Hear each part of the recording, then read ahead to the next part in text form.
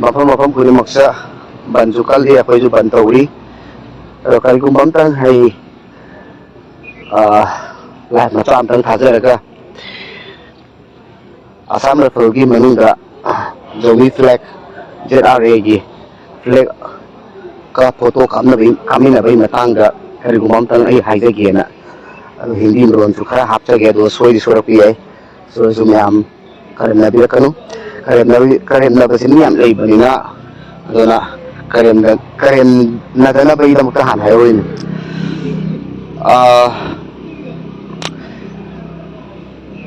एक दो दिन पहले एक असम राइफल कैंप पे एक ZRA का फ्लैग के साथ फोटो खींच रहा था। उसके बारे में मैं कुछ कहना चाहता हूँ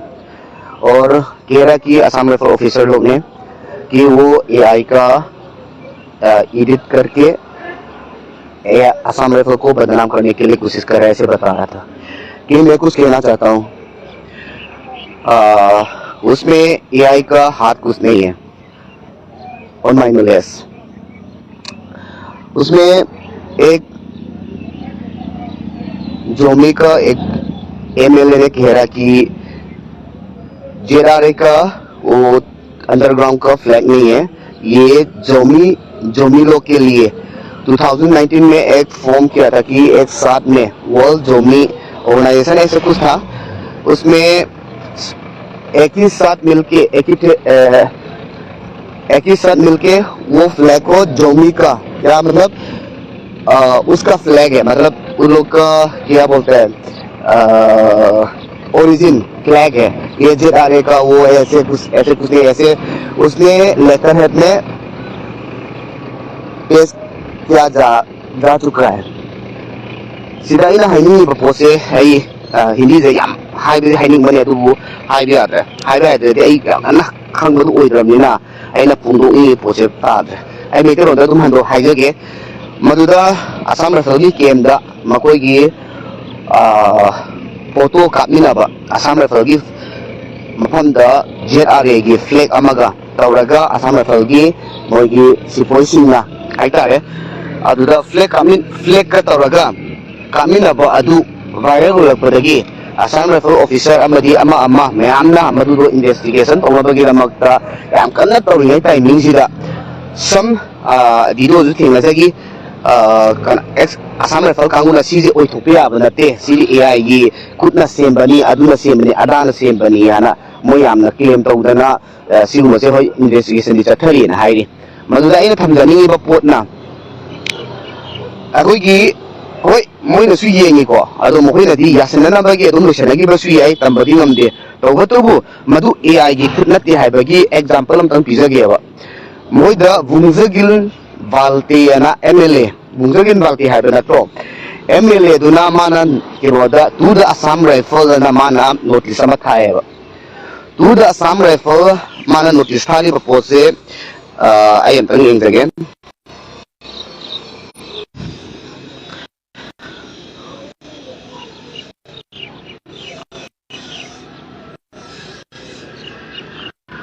मदुदा हाइलिबा टू द असम राइफल को आई एम तंग पाजर के को दुदो आई लला नि मियाम वरु यादे सेंजे फोटो दसु आइना सेव तो होरे मागी केनो वही वता हाइ तारे को अदो सेव तो तोसन द होरे अदुगा मदुदा हाइलिबा माइ द to the director general Assam rifle subject clarification regarding the Zomi flag have one. Other mana, I am writing to clarify that the flag display recently at the passing out parade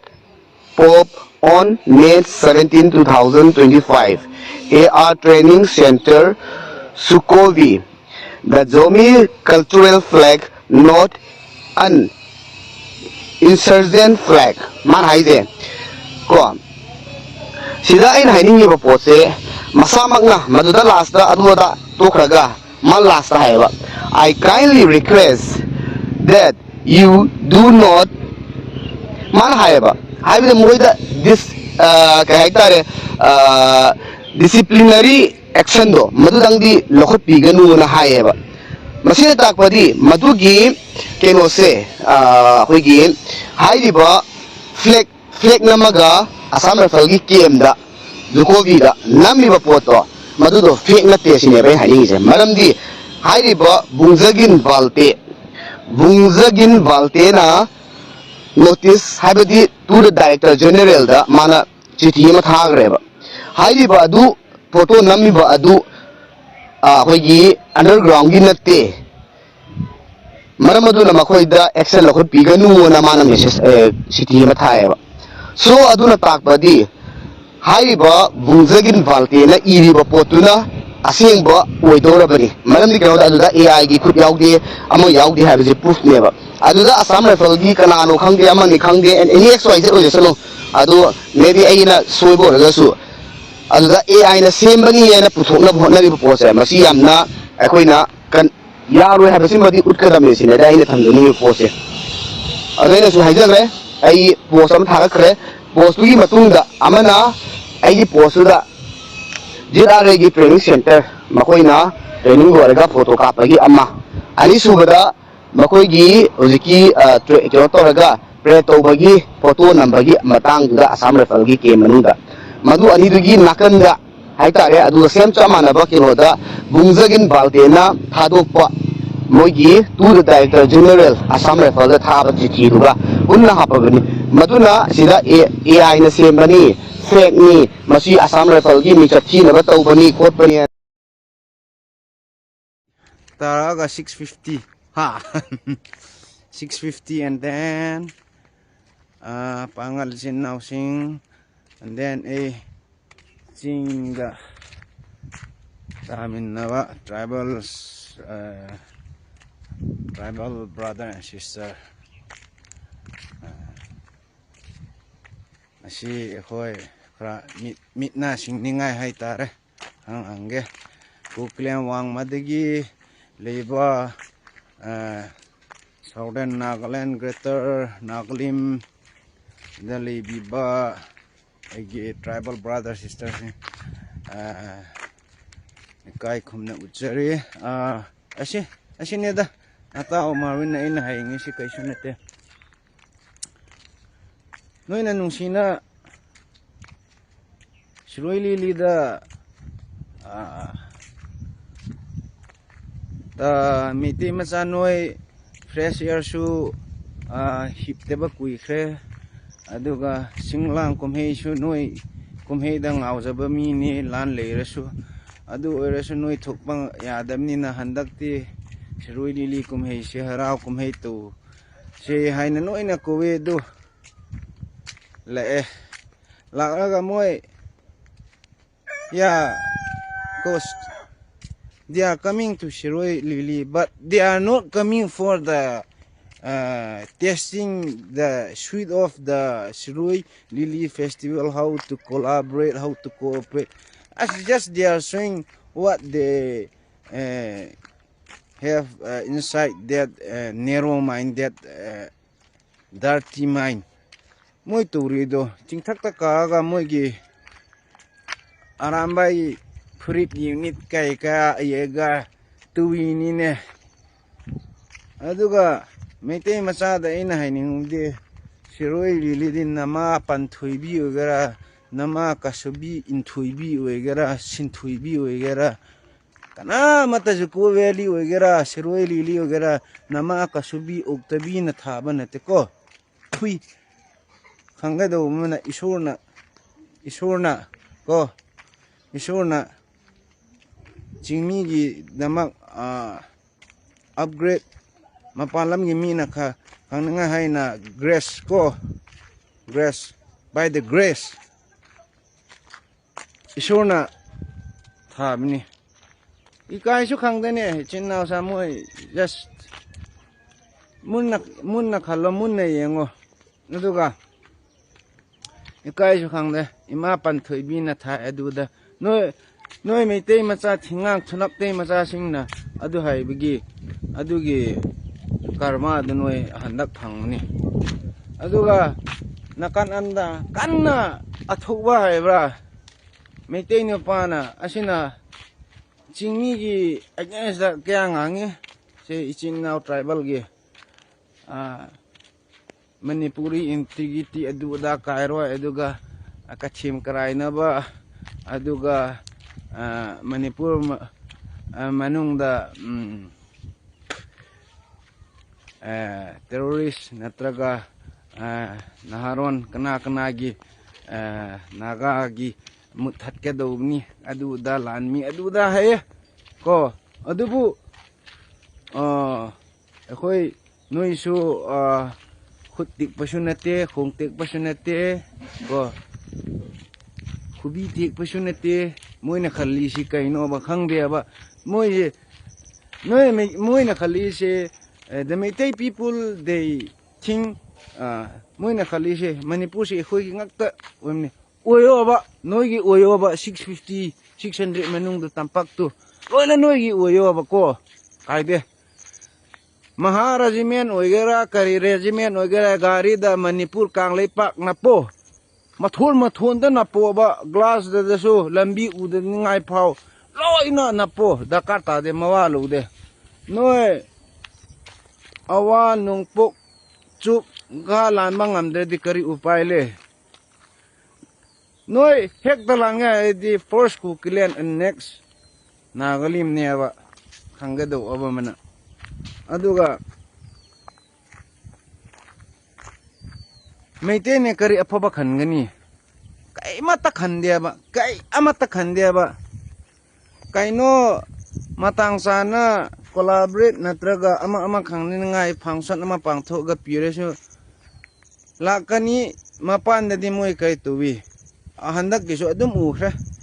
ai adugumba du sida edit to ga upload su to wo edu su heine de ko the whole world knows how much you community are up to this and up to that noi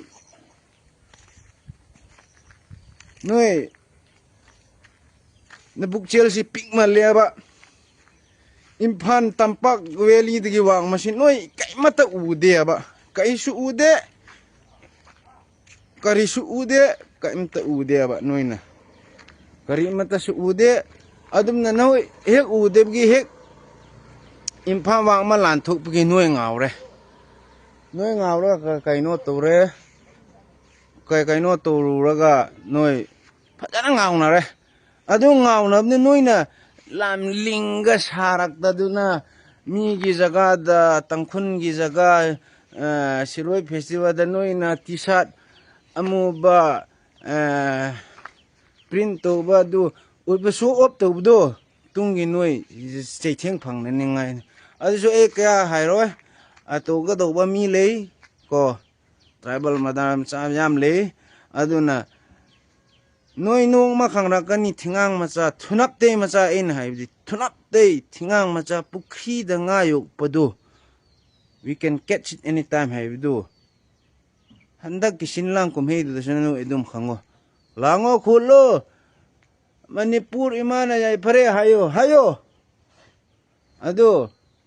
tampak tagi from the 650 you can't cross okay that is your limit within the 650 noi longera phegera noi na khushi akhoi athing ma se piyo kaino haredi akhoi gilam sunate adu ga imphal da kusu ko rakanu ko laksu la oi haidi nam chi mal le ba mayang machana thal le ba train jo silakani mayang machana o bhai ama tanglak piyo bara ama thang biyo thang da bra khopak cha gani aduni noi gi sausu kaisu to bang amoi ko swai da ten tak na loi sin jara se adu ei kalak cha ganu masinu pa si haina social media da adum masi report adu to ba hen an nupa already asing manungsa already lao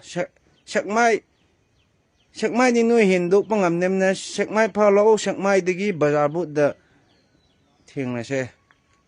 ngam bro lo khuchu khula yaw da bi da adu so mu ka ngamoi ne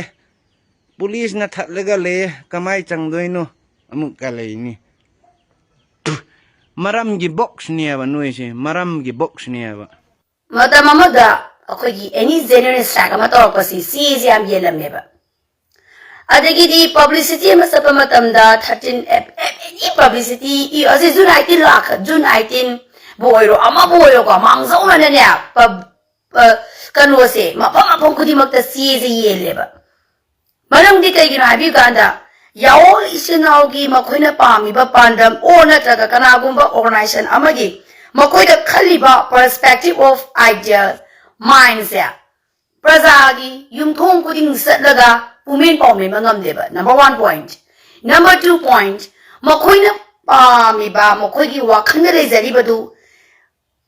मी अमदा तमगा मीदु नमु मसा खाइना मु पाउदम बस्या ngамदेबा communication gap याम लेयेबा अदुदुना कई तवी सीएजे अदुकी मति यामना येली सीएजे मफम खुदिमकी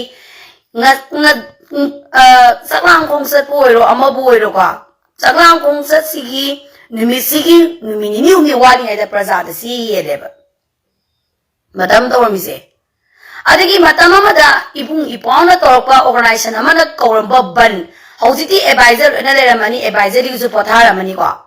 अदा कई तोरंगे हार कांददी थोंग फना हांगमगसो ए now थोंग लोंजनबियु ngasi sumaina genuine strike ama kawe base khangbibra e khangjai karigino adomna khoi gi genuine strike asida thong hangbiri besigi wahan tho karino adongi kari akhoi da pe da balai ai besigi yang paung bagi matam ama lomi na yeba then aduga kai tawina aina saliba tim mata da asigi tukan je matung hanga magadi yum dukan je mai tani dukan thugai gari काय वाही से मतम अमगी adviser सिंगने कोइदा ताकपी तबिरक्तेबा एमसु अमा योगे हैब तारगदी amber खुदिमक निमिद हुमनी हुमनी से एमसु की office ता लेरगा अखोइ से ट्रेन तौबिएबा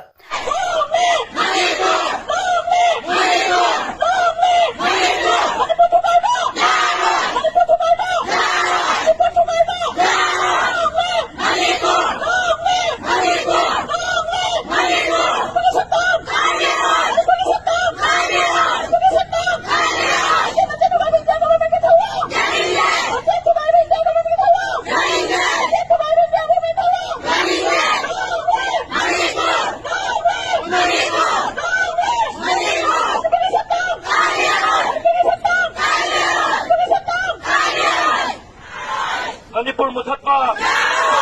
मिचंग मिखाई नाइबा इंडिया गवर्नमेंट की थवों मिचंग मिखाई नाइबा इंडिया गवर्नमेंट की थवों मिचंग मिखाई नाइबा इंडिया गवर्नमेंट की थवों long live long live long live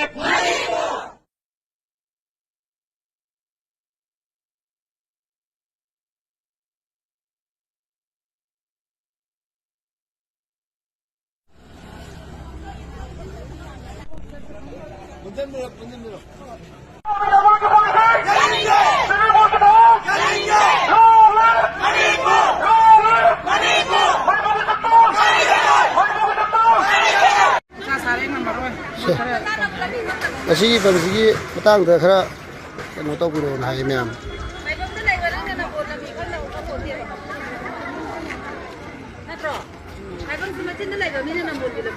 अदि नो न मिसे खरा मसी की बंतर जी कनो खरा कमेंट खरा पिबियो ना है मैम सिरोइरी की दमकता उखुल डिस्ट्रिक्ट ता सिरोइरी यंबा सत्पा सत्तबा लोइना तोंथोकांदा मरुइना अखोइगी मणिपुर स्टेट ट्रांसपोर्ट टूरिज्म ना तौरीबासिदा मणिपुर थाबासी कथलगा अखोइ इंडिया के सिटीजन अमा ओइना हौजे अखोइ मणिपुर इरमदम सिदा अखोइ करम हाइना ह्यूमन बीइंग द हिंगो हाइरिबनो नत्रगना अखोइ राइट टू लाइफ असे अखोइ मणिपुर हाइबा इंडिजिनस पीपल असे टोटली अखोइ कंसल्ट तौदना कैंसिल तौगे हाइबरा नत्रगना करी थारगा गाड़ी दना करी थारगा चलो हाइबा अखोइ मीसिंग मियोइ बसिंगसिना मखोइना खल्ली बसिंगसिना सेंटरना पोराइबा अमदी पुसिलाइबा हौजी प्यार लाइना करम्बा security advisor na piba order no madu mayek sengna takpirau order na tana tauning ba senten army na tauriba se akhoi manipur iramdam se adu ke matek makhoi na look down tawi amadi akhoi na masigi maramda yamna thuna security advisor na sengdon ba pami kuldip na hairibra natragana amit shah na hairibra prime minister na hairibra karigino numi nongma khatang da akhoi gi pahalgan da jammu kashmir da mi wai kunga taruka hapadudi nunga laga prime minister Narendra Modi na opposition amade ruling da laibado sitting mayai tangbal laura kanda phambangami akhoi gi issue ase mi gi thi dagina hojik phawba sahi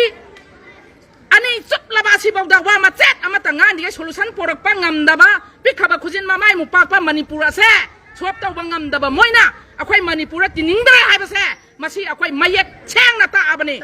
kaigino haibada bakhoi na tawrei ba thaba khuding makta akhoi na ya haiduna laibadage ngasi di akhoi manipur thaba se cancel ta hole akhoi kari thau haino akhoi china da thau haibra natragana japan thau haibra akhoi karamba laiba ta country da akhoi tillo haiba no mayek cheng na unaba phai assembly da puthok pata so totally fail ta oi maram di karigino haibada akhoi iramda manipur akhoi gi indigenous people akhoi gi maitai macha haiba se maitai haiba ipurup se makhoi na mapan se ju muthap pasunga moi hojik ti chengna gane akhoi lala si kha tappa mane na akhoi tumina lai thok pane adubu makhoi na dum haurai aduna security advisor na report pi dabra order pi dabra mayek chengna talati phawbodi akhoi akan ba sidagi numini ni ban haiba sidagi akan ba khongjang hena changchilakpa haiba se akhoi nambol gi maigai dagi ima ibel amadi akhoi khunja singi amadi kaithel phambi singi maigai dagi wafam asima thamjari ado ngasi gi banji khoi ngasi chup ngasi loi dibok to godera antraga loi dibok to akhoi loi dibok to bane loi dibok to bane akhoi aduna mayam lambi da nambon phawra chappi ga da khoi thabak aruba natragadi aruba be deba karma gum ana ye natragadi lakpi ge no adu de essential service te akhoi loi thadu kani akhoi loi thadu maram sa dana akhoi gi satpa du di akhoi thingjan gani amadi ban hai ba se akhoi khanang gi saruk nate si de akhoi loi na support to min ga da bane ba akhoi loi na mak punamak saruk ya minara kanda unity oira kanda akhoi mai pa na ban na se sanction min ga da bane amadi tauri ba issue se arai ba issue natte karam bada akhoi moina sas blame tauraga akhoi maitai ipurup izati se mutha hanga take amadi eta handana yengba miyeng do akhoi lairi makai akhoi ni hingli makai de madu sungya yaro habe se akhoi madu gi damakta akhoi banna se tawbo tholakpani ado sma hai ri ma'am na ban tawraga lambi thayelaga chalido kaigino phajana ana ekdang thadok piyo duga adum ban ni khang ngarang ni torpa ban ni kedobagi lambi thayelino hai lambi thai sida ma'am kam ngarang de ngasi ju ne ngarang ju ne ma'am na ina lambi da la agadi ban ni khang dara kaidobagi la ino chalan go sini ma'am hai halan ge ya maloi halan bane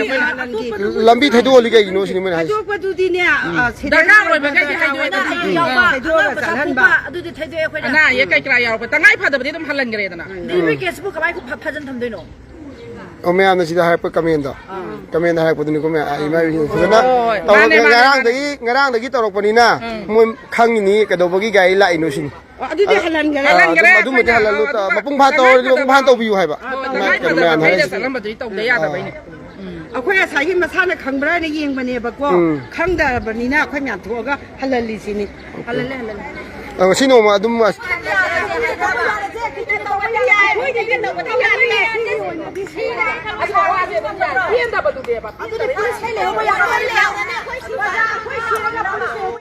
Asamgi gari lakpada Kanglei Park ana napale Wangkhaida Kanglei Park ana napin ni hoji ngo kuki thibai kon myam duna Manipur thaya dabde koi Kanglei Park wale am phare yam nungai jare India के रास्ते में IND और मणिपुर लगा कर जा नहीं सकता कौन सा नंबर लगा कर जाना जाएगा हम लोग इंडिया का रास्ता ही है वो इंडिया का रास्ता में इंडिया आईएनडी और इसलिए तो पूछ रहा था कि ये है क्या आप तो हम गलती हो गई उससे उसने उतारा क्योंकि उसको पता नहीं हाँ ठीक है ना ठीक है अब गलत फहमी मत रहिए मणिपुर है ये इंडिया है इंडिया है इंडिया है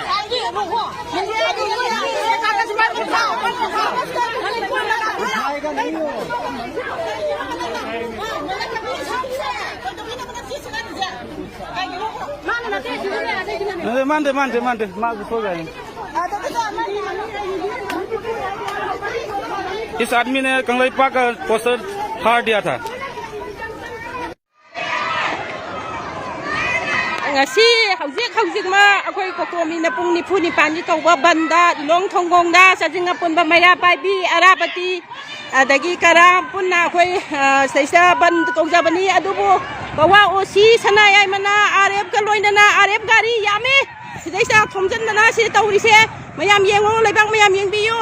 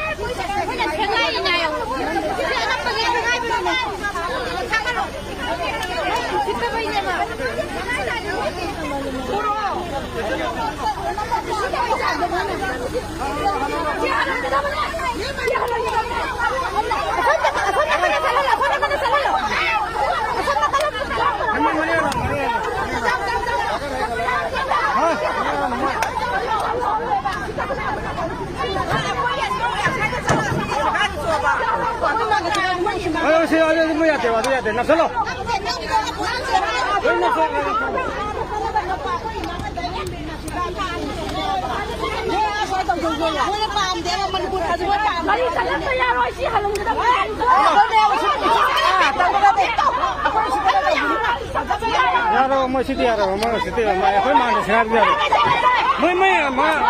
तुमने कर दिया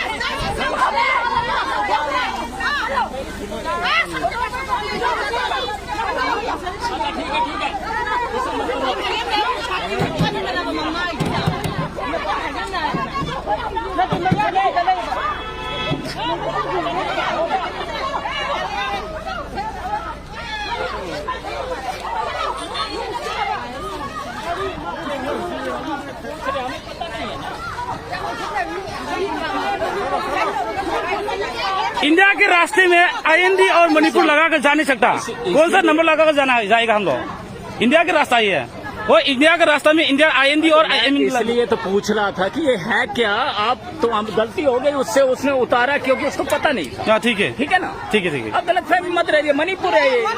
इंडिया है, इंडिया है ये। इंडिया है।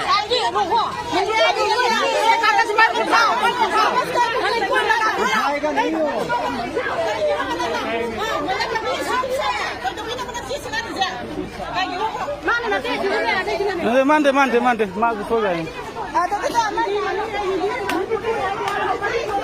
इस आदमी ने कंगलईपा का पोस्टर फाड़ दिया था।